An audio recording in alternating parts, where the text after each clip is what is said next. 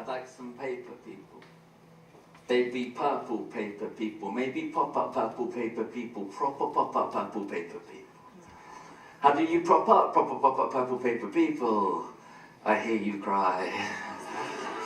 Well, I probably proper pop-up purple paper people with a proper pop-up purple people paper clip, but I pre-prepare appropriate adhesives as alternative to cheaper paper which is against paper slipped, because I could build a pop-up metropolis.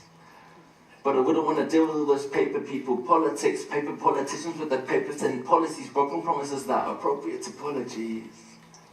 There'd be a little paper me and a little paper you. And we could watch paper TV and it would all be pay-per-view.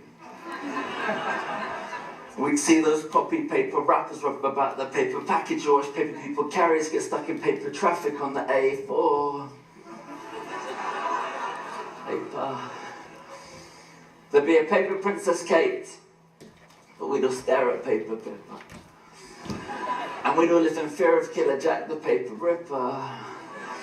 Because the paper propaganda propagates the people's prejudices. Paper printing pictures of the footage and the terrorists. It's a little paper me and a little paper you. And then a pop-up populations, people's problems pop up too. There'd be that pompous paper parliament who remained out of touch and who ignored the people's protests about all the paper cuts. And then the peaceful paper protests would get blown to paper pieces by the confetti cannons by the preemptive police. And yes, there'd still be paper money, so there'd still be paper greed. And the paper piggy bankers pockets in more than they need, purchasing the potpourri to pepper their paper properties. Others live in poverty and ain't acknowledged properly. A proper poor economy with so many a proper poor, but while their needs get ignored, the money goes to big wars, origami armies, unfold plans for paper planes, and we remain imprisoned in our own paper chains. But the greater shame, so it always seems to stay the same. What changes is who's in power, choosing how to lay the blame, then naming names, forgetting these are names of people. Because in the end it all comes down to people. I like people. Because even when the situation's dire, it is only ever people who are able to inspire, and on paper, it's hard to see how we all cope. But in the bottom of Pandora's box, there's still hope, and that's still hope because I believe in people. People like my grandparents, who every single day since I was born have taken time out of their morning to pray for me.